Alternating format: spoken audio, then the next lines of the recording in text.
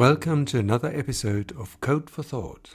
Between Tuesday the 5th and Thursday the 7th of September 2023, the UK Society for Research Software Engineering held its annual conference in the Welsh port city of Swansea. On offer was a full programme of plenary sessions, poster presentations, the annual general meeting and plenty of workshops, of course not to mention a series of social events.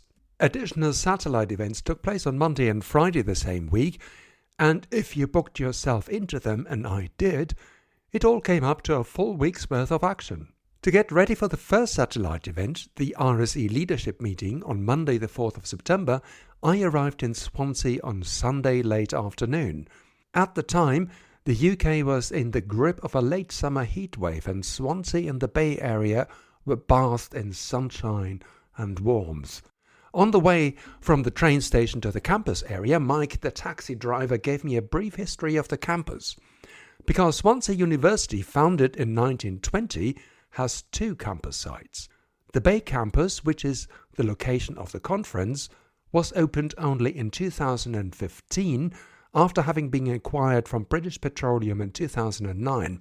And so, in the spot where you find academic and student accommodation buildings today, there were once, and not so long ago, oil refinery tanks for a BP transit site. The Bay campus prides itself of being the only campus in the world that is that close to a beach. And just as well that during the entire week of the conference we were blessed with a clear sky, sunshine and warm weather, and quite a few of the participants took the opportunity to take a plunge into the sea. But back to the conference. There were two satellite events on Monday, one for trusted research environments and another for the RSE leadership meeting. I attended the latter, and we had a good round of discussions, for instance, on the subject of equality, diversity and inclusion. After the session, I caught up with Jamie Quinn from UCL in London. Jamie and I were colleagues during my time at UCL. He is also a trustee of the Society of Research Software Engineering in the UK, with his term ending this autumn in 2023.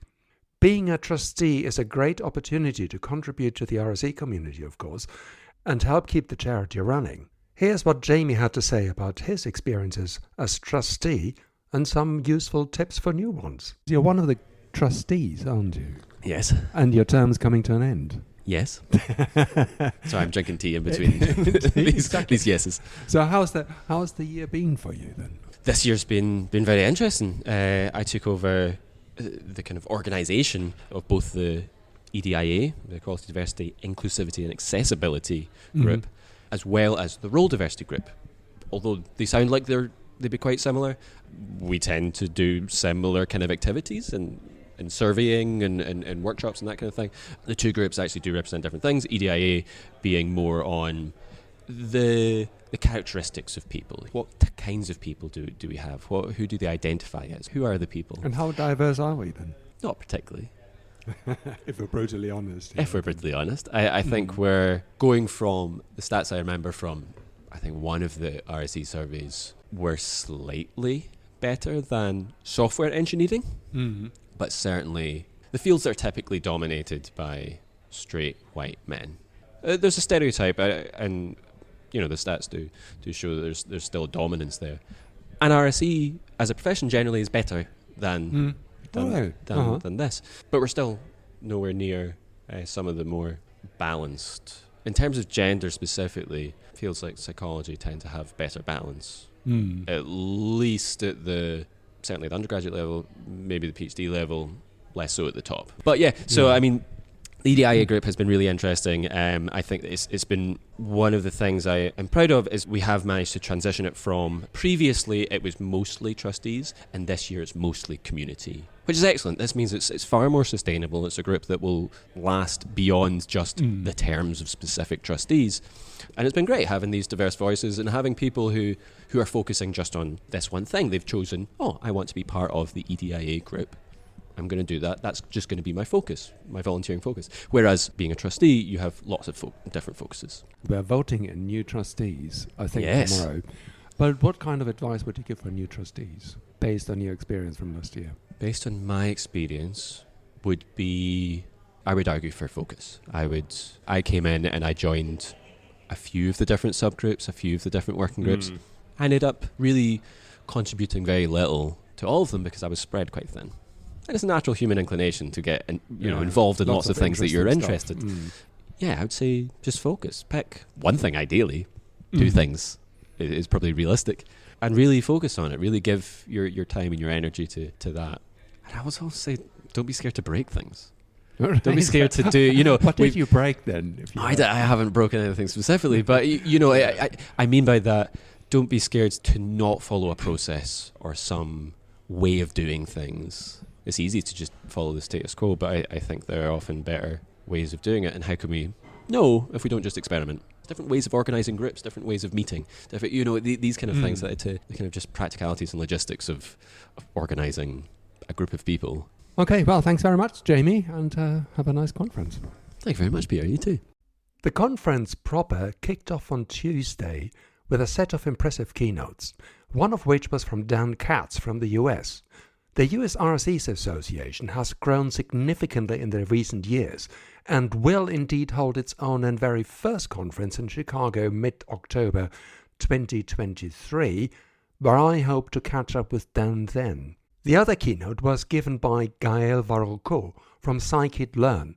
Scikit-learn is the major Python library used in machine learning and AI today, and you may as well use it yourself. And Gaël gave a very emphatic presentation on how we should use our skills for making our lives and those of others better. And I had the great pleasure and privilege to talk to Gaël after his keynote. But before we come to his keynote, we first discussed where his name comes from. Gaël comes from the same root in the Gaelic language. It's a Celtic name. Oh, is it? Is it from the Breton region? Yeah, exactly. It's from the Breton region. Is Breton actually a separate language? It is. It's from the Celtic root, like Irish or Welsh. Oh, right, okay. I don't know it, right. Which is a totally different conversation. Yeah. So, Gaël, thanks very much for your time today. Maybe you can quickly introduce yourself. So I'm a research director, which means I'm an academic researcher at INRIA, the French Computer Science National Research. And there I lead a team that's interested in data science and machine learning for health and social sciences. And I also lead the scikit-learn team there, software engineering. Yes, exactly. And scikit is something that you presented today. So I think it was a very emphatic presentation and very thought-provoking for me. I think there are 2 aspects that I want to home in on. So one is that we did a lot of progress in computing and programming in particular to shield complexity from users, because complexity stops people from getting into it. But on the other side, we're shielding people from a complexity that makes it maybe even harder for them to understand. So it's easier to use, but then there are only very few people who understand the complexity. Do you see that in that terms? What does complexity mean? Do you understand the quantum mechanics of the electrons in the CPU? Well, no, probably not. We don't understand how CPUs are built. So yes, there is always, layers of complexity. And science in general and technology is about managing complexity. We can't fit in our brains everything that's been understood by people. So we always build narrations that are simplifications. And I think this is part of the scientific endeavor and the technological endeavor. How can I indeed present to you simplified versions that allow you to be operational? The question came up because you talked a lot about machine learning, and of course machine learning is sort of the big hype at the moment. There's a lot of press coverage. Is AI taking over the world? And I was just wondering how much of the complexity of machine learning systems should people be able to understand, or should they just treat that as a black box? People have a finite amount of time. So when we say people, who are we talking to? Of course, you always need to adapt, but it should be as simple as it needs to. I would rather these days have people understand potential biases of data? How do you trust a validation? And then the inner working of a machine learning algorithm. I don't think that's that important. And I actually think very few people understand these inner workings. And that's fine. You don't really understand the car that you drive. It's fine. You can still drive it, basically. Indeed, You can drive it responsibly. Yeah. You should understand how to drive this car responsibly. That is very important. You don't need to understand the engine of the car. So using technology responsibly was basically sort of also an important part of your talk. If we go back to machine learning, and you highlighted that, I think quite correctly, that machine learning was used a lot in advertising and political manipulation as well. So how can we, as technologists, make sure that it's being driven responsibly? What kind of contributions can we make? I think we need to pick up problems that we see as valuables, and then we need to see what those application problems lead us to in terms of technology. We're going to find that our tools are imperfect for those problems, probably. And if we find that our tools are imperfect, then we can improve our tools. If we find our tools are perfect, then we need to advocate for them. Something I certainly wouldn't do is to fight against the usage that I don't value. I wouldn't fight against ad. I would rather fight for good applications, because this is what, as technologists, can do, create better tools. So this brings us to the societal impact. Because you also spent a lot of time talking about the non-technical aspects of our work, and in particular in terms of advocacy and community building. Could you take us quickly through what you've done in your field? I think I've done a few things in community building, but I guess I was more part of a broader group. It's about, assembling people with a shared vision, at least partly shared, and making sure that they work happily together and produce something. One thing I've learned is that the vision is really important, and here broadcasting the vision, I'm more talking about technical vision here, because this is how you assemble people. So you need to find a vision that's broad enough to assemble people, and then it's about making sure that the communication works well, that the rules of the game are somewhat well set. And here it's important to realize that the rules of the game are set partly by social norms. So it's how you behave, in which behavior you tolerate or do not tolerate. Your scikit-learn, for instance, has a huge following, and there are professional developers, but then there's a huge amount of contributions coming from outside. So how do you manage that? So indeed, people who don't work for me, but that's good, because I am not scikit-learn. The scikit-learn has its own purpose, and so people should work for scikit-learn and not for me. Just like a civil servant doesn't work for the government, the civil servant works for the state, and the government is only the steward of the state. For scikit-learn, there's a part of it is, a duocracy. People come with their own agenda. We have a vision statement that says what is accessible in terms of scope of the project. If it falls in the scope of the project, then it may go in. Of course, there's a back and forth looking at the technical aspects of the contribution, trying to gauge the complexity of the contribution compared to the value added for the user, and this is a difficult question. Now, how do we balance full-time developers with part-time developers? It's not really about being paid or not paid. It's about being full-time or part-time. The full-time developers ideally should do more of the really big projects, because they require full-time commitment. You can't implement broad change in the library without dedicating a lot of your time to it.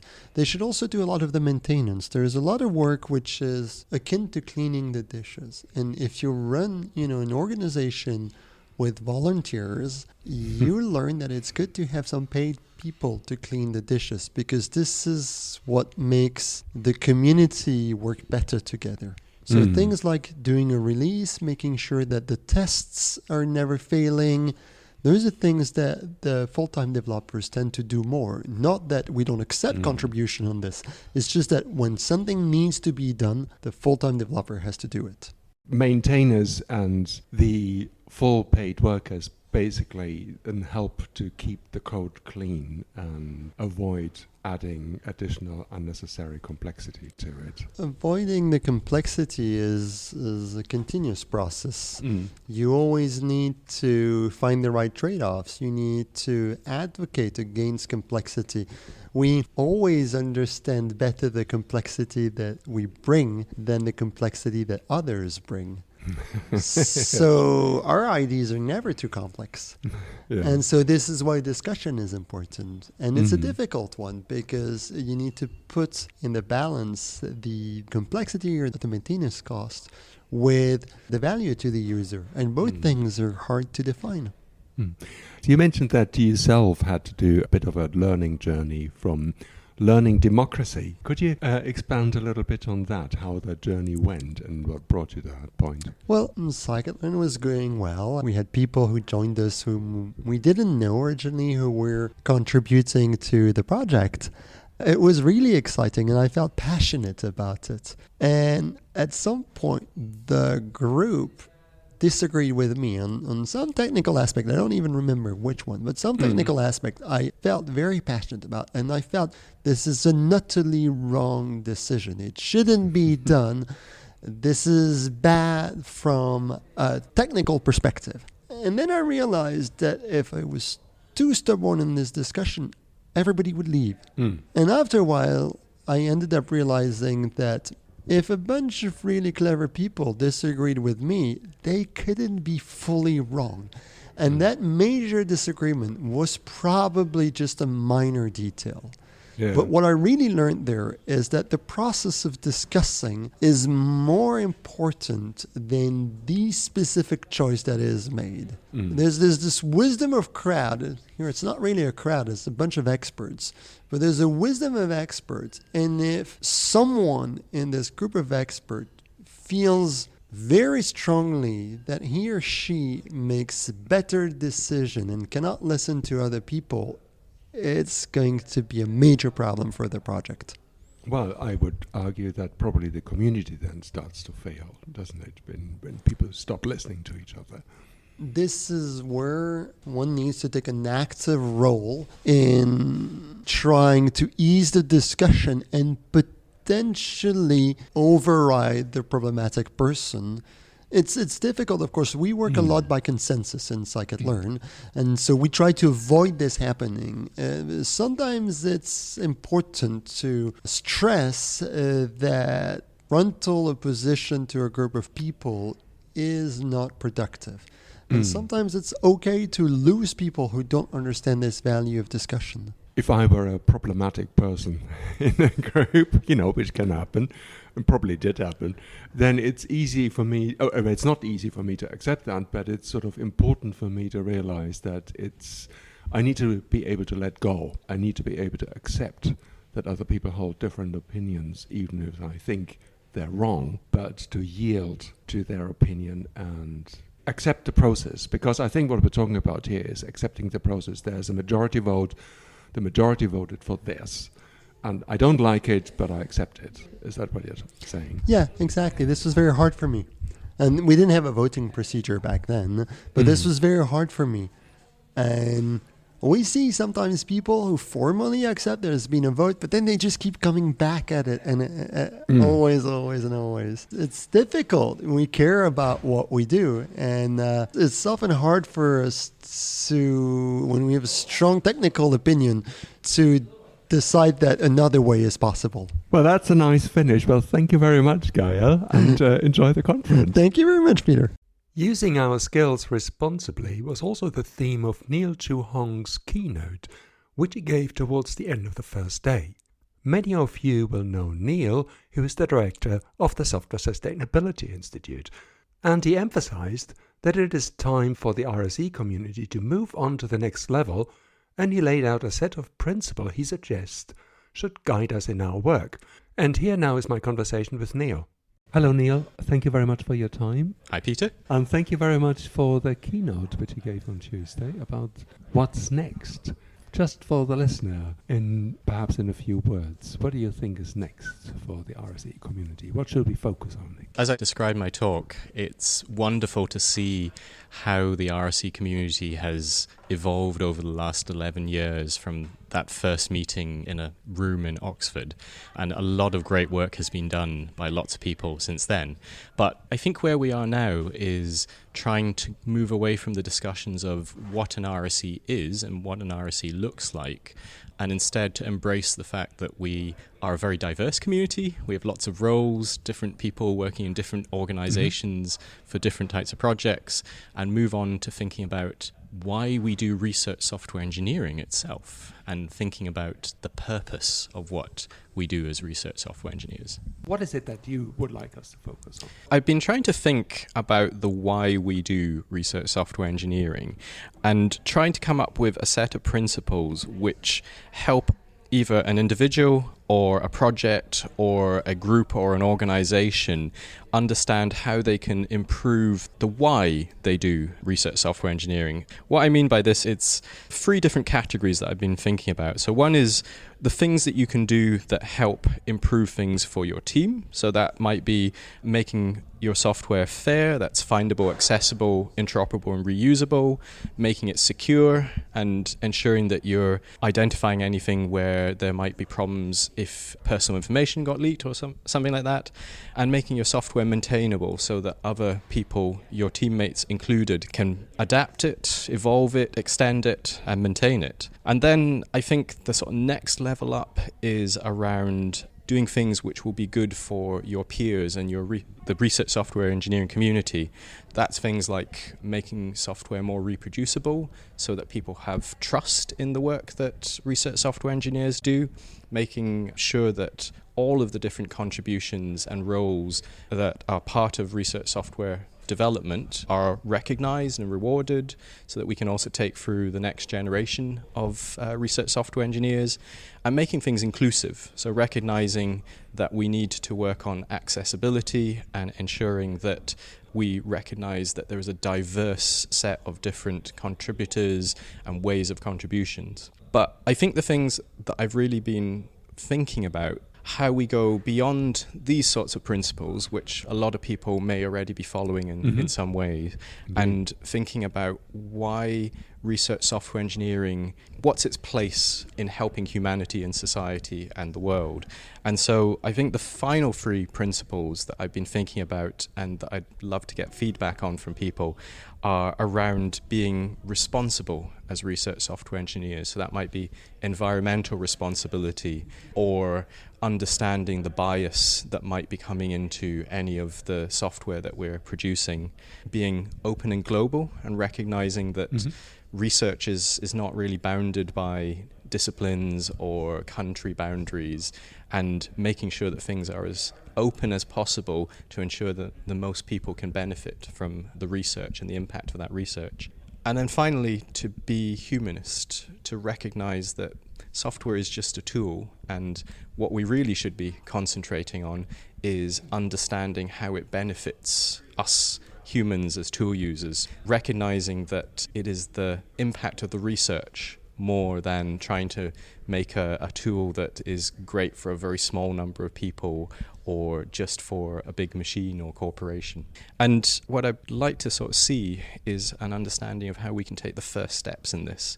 And maybe it's a bit like being more environmentally responsible. It's clear that for environmental responsibility, the burden and most of the work should go to governments and large corporations, but there are things that individuals and communities can do to help. And I think it's the same for research software engineering. There are steps that each individual, each project can take based on these principles that will help improve the perception and the impact of research software engineering. And I think that can only be a good thing. You earlier said that we should get away from thinking about who we are and what we do, because we kind of sorted that question out. It's now 11 years after the term research software engineering was termed. Do you think we're obsessing about it? I think we are. I mean, I don't think we've solved it. I think we could continue those sort of discussions for the next 10 years. But I think they're no longer the most important question. There are obviously still discussions about what is an RSE and whether certain jobs are part of the research software engineering profession.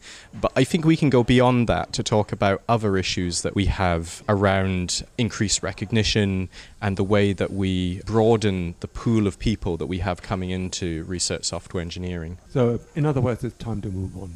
I think it is time to move on, or at least to look forward. The second day of the conference was dedicated to tutorials, hackathons, and workshops covering a wide range of subjects, from a carpentries workshop looking into delivering training with no internet connection, over HPC walkthroughs, to international RSE groups. In one of those workshops, a group of RSEs looked into how we can aid RSE careers and career paths with coming up with a competency framework. In the break, I had the chance to catch up with Sarah Gibson from 2I2C, who took part in it.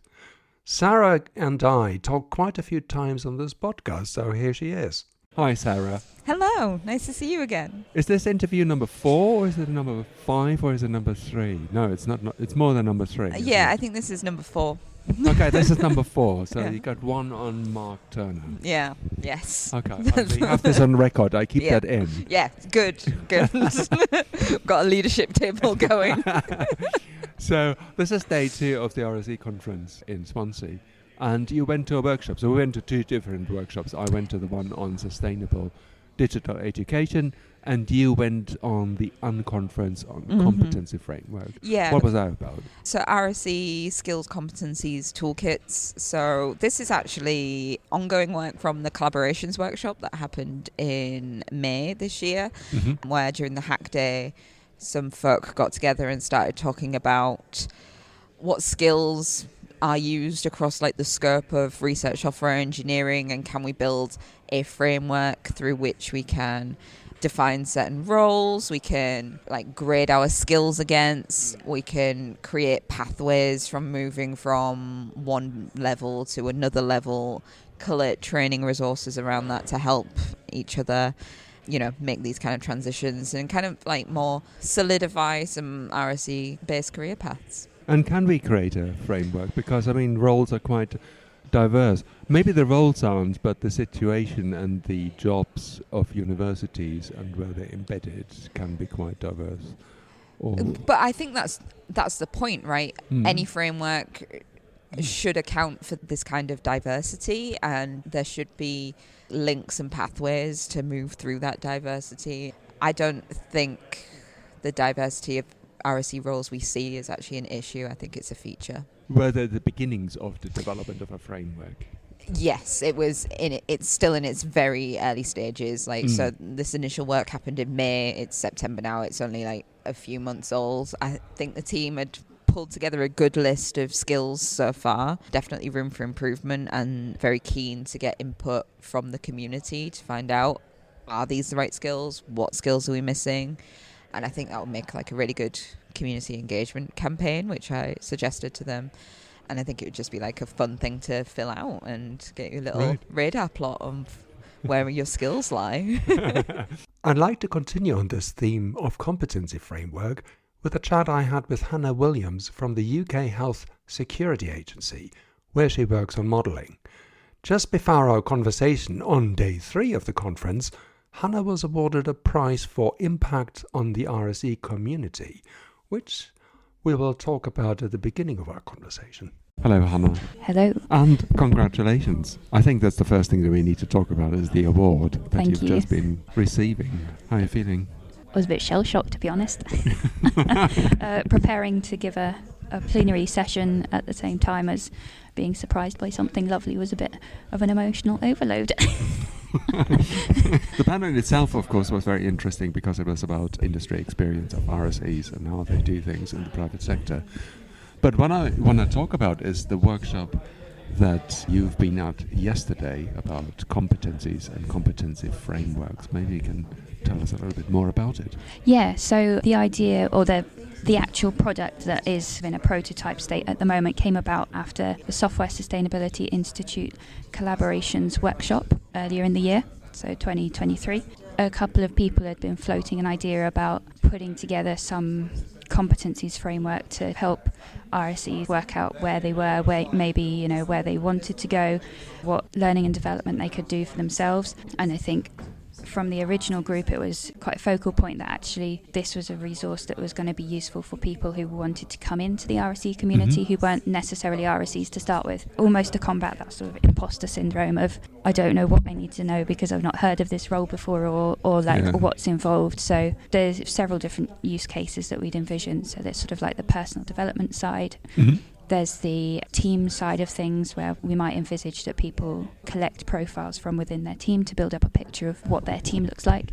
And then we'd hope to sort of also host a curated set of resources on there. What's the outcome then? So is there going to be, I wouldn't say manual, but like something that people can look up and say, this is what an RSE should bring along or train up for? I think we've heard during the conference this week that actually defining an RSE is difficult, and we don't want to be exclusive. So I think in some of the on-conference sessions yesterday, there was talk about maybe just calling it a research software competencies kit to cover the huge variety of roles that exist within the RSE world, who might not necessarily explicitly be RSEs.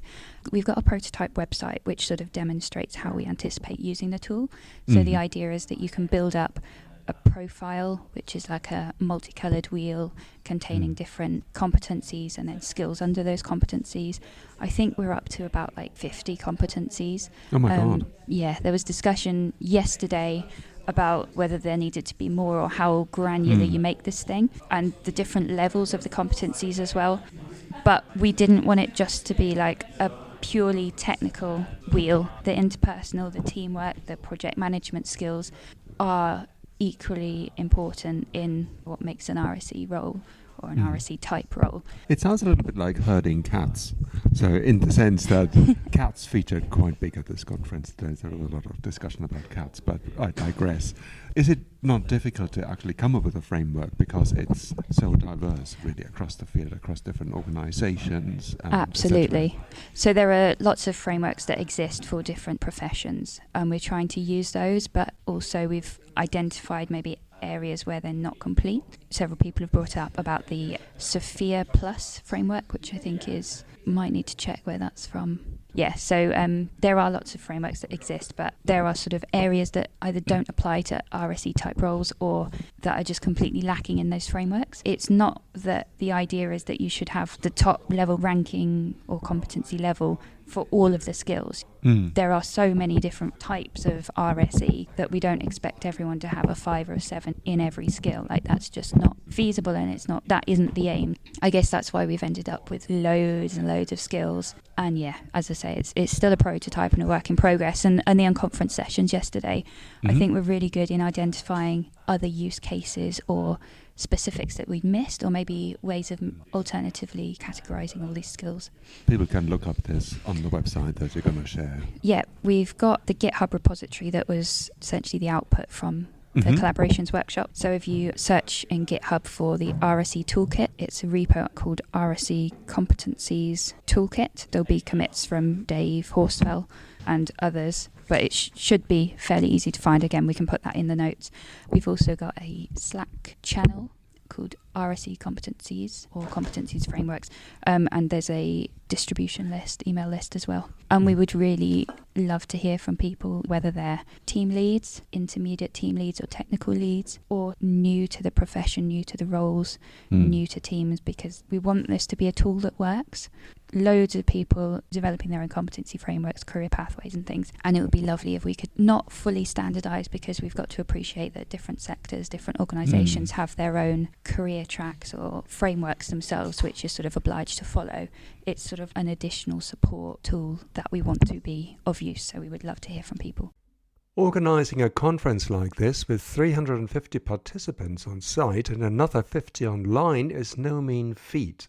And later on, we'll hear from one of the many volunteers, Becky Smith. But in addition to the volunteers, the conference, and indeed the RSE Society itself, rely on sponsors, like, for instance, UK RSE, EPCC Software Sustainability Institute, to name but a few. And one of those is Oracle. Rich Pitts from Oracle Research has been a loyal follower of the RSE community, and I had the pleasure of meeting him last year in Newcastle, and now again here in Swansea.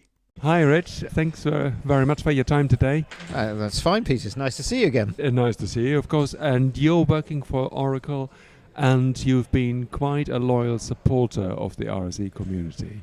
Absolutely. For quite some time. Oracle for Research has been set up now 2.5 years, I guess. And prior to that, Oracle Sales in higher education was interested in what the RSE was doing as a means of understanding the market for universities and getting involved with them. The lovely salesman involved who decided this would be a good thing involved myself and Mike Riley to actually get to do a presentation with Matt Williams, because Matt was using OCI, Oracle Cloud Infrastructure, to demonstrate cluster in the cloud. So this is way before OCI was really a thing with research. There's a lovely gentleman who worked for Oracle at the time called Phil Bates, who engaged with Bristol University and is now working for Bristol University. So it's quite funny, but it's all very intertwined. Matt did a demonstration of Cluster in the Cloud, early versions of Cluster in the Cloud running on OCI at the Birmingham conference, which was the last conference before all the lockdown and stuff. But then Mike Riley and I joined Oracle for Research, and I just think this is a really important community. Without the use of research software engineers to support principal investigators and the deep thinkers, who may be deep thinkers but completely impractical when it comes to doing stuff on computers, with having these people to support them, the research just goes that much smoother. And I really think this, as a quasi-professional body for this group of academics, is really worth supporting. It helps to focus people's minds on the processes and requirements of doing good software in research. And for the projects that Oracle for Research have been running with people across Europe, the most successful projects undoubtedly have good software engineers on the team. You can tell that. And Bristol is a great example, where you've got Matt Williams and Christopher Woods supporting a whole set of researchers. We've done quite a few projects with Bristol now. I think you mentioned, and I overheard that yesterday, so I hope you didn't mind that I was eavesdropping, but I overheard that you also had a collaboration with the University of Newcastle. Did I get that? Well, yes. I mean, yesterday the Newcastle team presented here at RSE, didn't they? That is such a worthwhile project. We were able to provide them with a grant for the research to host their website, their databases and their AI tools. But Oracle for Research isn't just giving money and running away. When they were started, Mike and I, with one of our other researchers from another project, trained all the RSEs in Newcastle on how to use OCI, and a sort of 101 quick start for them. So we did a day's training, and then Mike, working with the team, Kate and Robin and Francis, is there for then to support them all through year of the project, and has done quite a lot of work in supporting them in setting up MySQL database service and some of the AI Jupyter Notebook tools that we have available on Oracle Cloud. In addition to presentations and workshops, participants also had the chance to present posters about the work they're doing. And indeed, there were a number of interesting poster presentations, one of which was by Janetta Steen, Colin Saucy and Abhishek Dasgupta, titled Carpentries Offline, Running a Carpentries Workshop Without the Internet, for which the team was rightly awarded a prize by the RSE Society. I was also interested in two other posters that focused on open science, open software and FAIR principles. One was by JOSS, the Journal of Open Source Software, and the other by FAIR Sharing. And I was able to meet with Milo Thurston from FAIR Sharing to talk about his work briefly. So hi Milo. Hello. We're sitting here in the Great Hall with the posters, and you did a poster on FAIR Sharing. And I'd like you to talk a little bit about that. Certainly. Specifically, we were discussing the Fair Sharing Assistant in our poster, which is a new project we've been working on these past 6 months or so. And now we've got it to a sort of beta stage where we're trying to get as much feedback as we can. So what does the Fair Sharing Assistant do? It's a separate web application, a client to our fare sharing API. So I ought to explain what fare sharing is, of course, which means that I have to explain what the FAIR principles are. I'll be very brief on those. There's enough information about them for listeners to find. But basically the idea that research output should be findable, accessible, interoperable and reusable. So the fare sharing project aims to assist people in making their projects fair by finding resources for them that could help them do that. For example, databases where they could upload their data that might have a data preservation policy or that might mint a DOI for them, that sort of thing. So how does the assistant help then? The big difficulty with this sort of thing in fare sharing is basically we've got 5,000 or so records in a site with a complicated search interface. And often we get people emailing us saying, such and such a journal has told me I need to make my data fair, and they've got a policy on it, and I should check fair sharing. I don't understand. Where's the button I click to upload my data? So we've been thinking for a while, what we need is more a sort of a wizard or something like that users could click a button corresponding to a question they might have, such as, where do I upload my X-ray data, or what sort of databases might accept submissions of genetic data, or something like that. What's been the response so far then from the poster? You said you had a number of hints because you're in the beta version? People are very keen to see it. I think that's the sort of thing that would be very useful to the community. But the thing we've often encountered so far in our development is people's questions are often very, very specific, and we don't always have the information necessary. Today, for example, someone was looking for a database based on the criteria of how much data and in what format they could upload. But this is quite difficult for us to record. If you don't mind me mentioning for a moment our curators, the way fare sharing works is people may submit their resources, or we might create entries for them and contact them and ask if they'll come and support them. But we rely upon a mostly volunteer team of curators to keep the things up to date with human curation. And a lot of the time they have to end up visiting websites of resources, trawling through the information, saying, what is the data policy of this site here, and what can you upload, and what's their schema, and having to email them and saying, you're looking for this information about your resource, can't find it, perhaps you'd come to our site and add it in yourself. A lot of work for them, and often the data they find is inconsistent or missing, so we're limited in what we can curate. Finally, how can people reach you, and how can people test it for themselves? We're available at fairsharing.org, and the assistant is at assist.fairsharing.org. On our main website, there'll be contact details for us. We're on Twitter, I still view it as, even though I believe it's been rebranded somehow, and Mastodon, you can find us there too. As mentioned already, this conference would have been absolutely impossible to run without a number of dedicated volunteers and conference organisers, who are too many to name individually. Right on the last day, and while the team was clearing up the conference site, I had a chance to catch up with one of them, Becky Smith. Hi, Becky. Hello. Well, thanks very much for volunteering. You must be glad it's over now. Yes, but I'm also wondering what the hell I'm going to do with all my time. You drop into this void, you know, after that. I've done it before when I've organised events much smaller than this. And I'm like, I'm so looking forward to the break. And about half a day in, I'm like, right, I better start planning the next one. I'm bored. Okay. Yeah. Well, you certainly weren't bored during this one, I hope. No, definitely not. People were very nice and kept me very busy. Okay. I want to go back to the first day, which was the leadership meeting. And something that struck me was, and I think it was something we need to start in school, training people up to become programmers. And you said, well, actually, people may become programmers a lot later on in life. And I just wonder if you want to share some thoughts on that one. I didn't do computing at school at all. Did the sciences so I could go into medicine and didn't. Went into customer service role that I hated, but I didn't have qualifications good enough to do anything else, I thought. So I just thought that was kind of the way things were going to go. And it was only when I was in my early to mid-20s that I got an interest in computing at all and decided to go to college to do hardware, and then realised that software was so much better.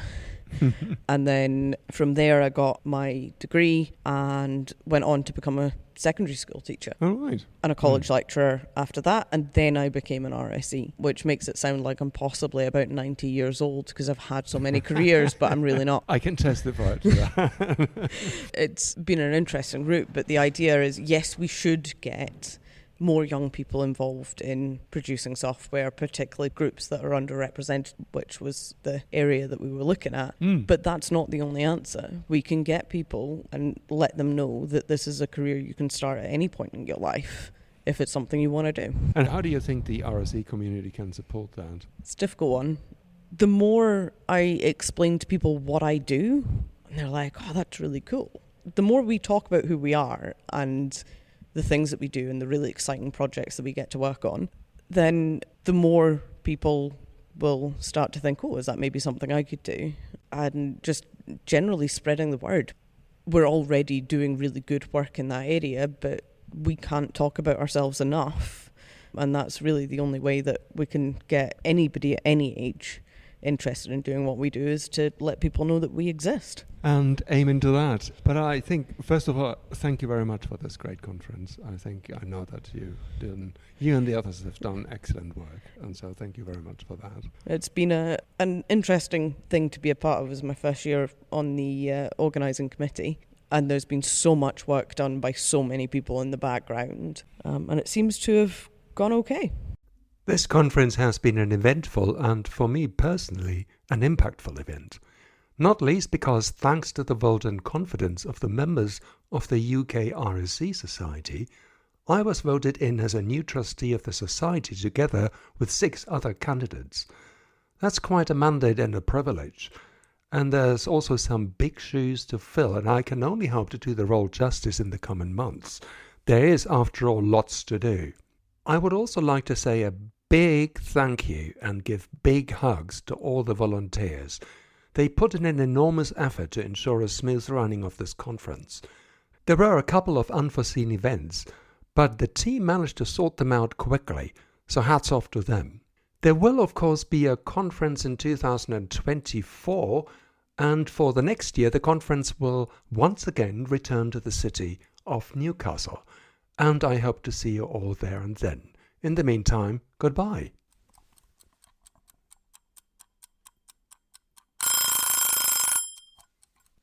Oh, time's up. See you next time.